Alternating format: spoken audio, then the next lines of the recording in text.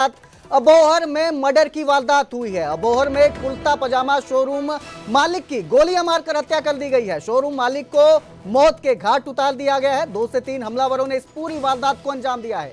Firing के बाद हमलावर मौके से फरार हो गए हैं। अबोहर में काफी फेमस ये न्यू वाटर वियर वेल जो एक शोरूम है, वहां पर गोलियां चलाई गई है, कत्ल कर दिया गया है। बड़ी खबर इस वक्त की दे रहे हैं आपको। पंजाब के अबोहर में कुर्ता पजामा शोरूम मालिक की हत्या कर दी गई है। गोलियां मारकर मालिक को मौत के घाट उतारा गया है। आपको बता दें कि 2 से 3 हमलावरों ने इस वारदात को अंजाम दिया है। इस खबर पर ज्यादा जानकारी के लिए मेरे सहयोगी प्रदीप मेरे साथ जुड़े हैं। प्रदीप, ये जो वारदात हुई है बहुत बड़ी वारदात है। दिन दिहाड़े एक शोरूम के मालिक को मार दिया जाता है गोलियां मारकर। क्या अपडेट इस मामले में और आरोपियों के बारे में क्या पता चल रहा है? बिल्कुल कुलदीप, ये पंजाब के अबोहर की ये घटना है, ये वारदात है। जब शोरूम का मालिक जब दुकान पर अज्ञात हमलावर जो है शोरूम के बाहर पहुंचते हैं, इस दौरान जो है फायरिंग की जाती है।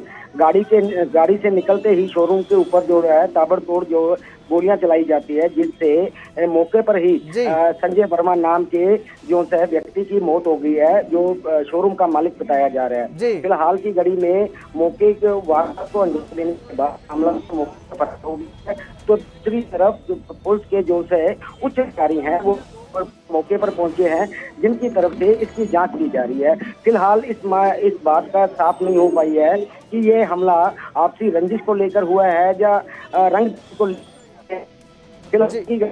एक पंजाब का एक नाम दर्जी जो कहा जा सकता है वीरवेल नाम के से। जी बहुत बहुत शुक्रिया इस तमाम जानकारी के लिए। तो आपको बता दूं, अबोहर में ये वो मर्डर की वारदात सामने आई है जहां पर गोलियां मारकर शोरूम के मालिक का कत्ल कर दिया गया है। और अब बात एसवाईएल से जुड़ी हुई। सीएम सैनी एसवाईएल को लेकर मीटिंग करेंगे। एसवाईएल पर अधिकारियों से मंथन किया जाएगा। अधिकारियों के साथ सीएम सैनी बैठक करेंगे। शाम 5 बजे एसवाईएल को लेकर सीएम की बैठक होगी। सीएम कैंप कार्यालय में सीएम की मीटिंग होगी। 9 जून को केंद्र की मौजूदगी में पंजाब हरियाणा की बैठक होगी। दोनों राज्यों के सीएम अपना पक्ष रखेंगे। उससे पहले आज सीएम की अधिकारियों के साथ मीटिंग है। 2 बजे बीजेपी युवा मोर्चा के प्रतिनिधि मंडल से सीएम की मुलाकात है। 3 बजे सीएमजीजीए के साथ सीएम की बैठक है। तो इस बैठक में एसवाईएल को लेकर अधिकारियों के साथ मंथन किया जाएगा। आपको बता दें कि इसको लेकर 9 जून को केंद्र की मौजूदगी में पंजाब और हरियाणा की बैठक है। इससे पहले सीएम सैनी जो है अधिकारियों से बैठक करके इस मुद्दे पर मंथन करने वाले हैं। उसके साथ ही 3 बजे सीएमजीजीए के साथ सीएम की बैठक है।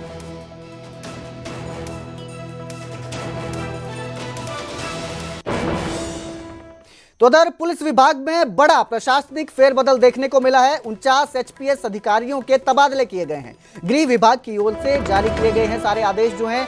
इस दौरान कई जिलों के डीएसपीओ का तबादला हुआ है। कई जिलों के डीएसपी जो हैं वो बदल दिए गए हैं। तो बड़ा प्रशासनिक फेरबदल ये देखने को मिला है। 49 एचपीएस अधिकारियों के तबादले किए गए हैं। गृह विभाग ने ये आदेश जारी किए हैं और कई जिलों में अब नए डीएसपी देखने को मिलेंगे। कई डीएसपी बदले गए हैं।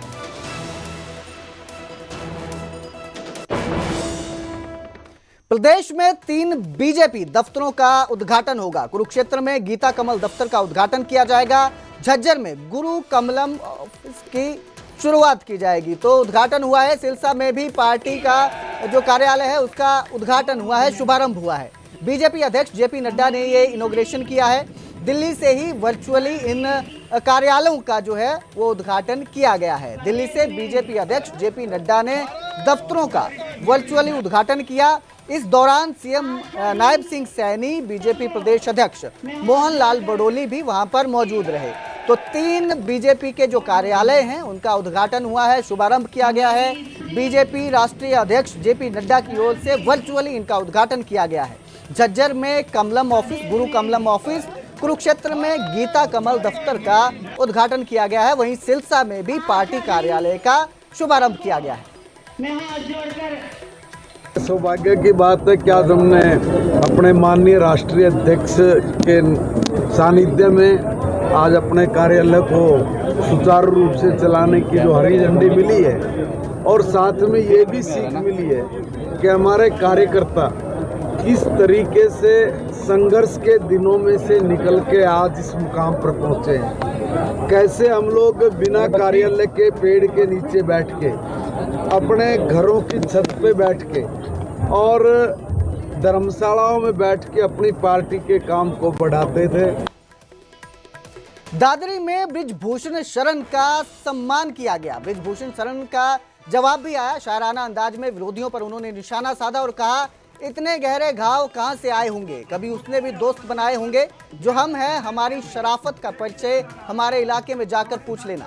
दरअसल बृजभूषण के दादरी आगमन से पहले फोगाट खाफ ने उनका विरोध किया। इसके बावजूद बृजभूषण वहां आए, बोंद कला गांव में गोल्ड मेडलिस्ट पहलवान रचना परमार को सम्मानित किया और विरोधियों पर निशाना साधा। इस दौरान उन्होंने शायराना अंदाज पर ये निशाना साधा है विरोधियों पर। आपको बता दें, दादरी में बृजभूषण शरण सम्मानित हुए हैं। इसीलिए तो डगर डगर बलराम हो गए मेरे आंसू, मैं उनका हो गया कि जिनका कोई पहरेदार नहीं था।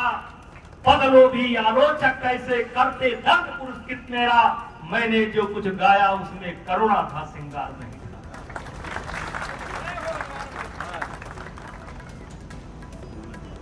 कोई भेदभाव नहीं होगा, गारंटी देता हूं।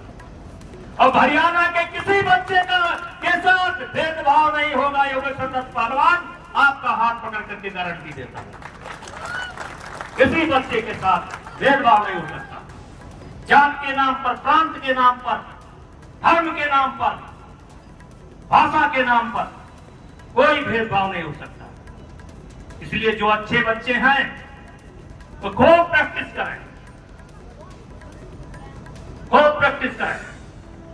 मैं व्यवस्था बना रहा हूं कि हर ट्रायल में लीगल रूप से हरियाणा के एक योगेश्वर दत्त और एक कोई महिला पहलवान हर ट्रायल में बैठेगी और अधिकार के साथ बैठेगी। क्योंकि हम जानते हैं ओलंपिक का मेडल, गोल्ड मेडल अगर कोई लाएगा तो हरियाणा का ही कोई सपूत लाएगा, क्योंकि हरियाणा के सपूतों के पास माताओं का आशीर्वाद है। और अब प्रदेश में खाद की कालाबाजारी पर लगाम लगेगी। कृषि मंत्री श्याम सिंह राणा का बड़ा बयान सामने आया है। उन्होंने कहा, खाद वितरण को पोर्टल से जोड़ने की तैयारी में सरकार है। खाद वितरण को मेरी फसल मेरा ब्यौरा पोर्टल से जोड़ने का फैसला लिया गया है। किसानों को जरूरत के हिसाब से खाद मिल पाएगा। एक बार जब इस तरह की शुरुआत हो जाएगी, पोर्टल से जुड़ जाएगा, तो खाद की जो कालाबाजारी है उससे राहत मिलेगी। तो कृषि मंत्री श्याम सिंह राणा का यह बड़ा बयान सामने आया है।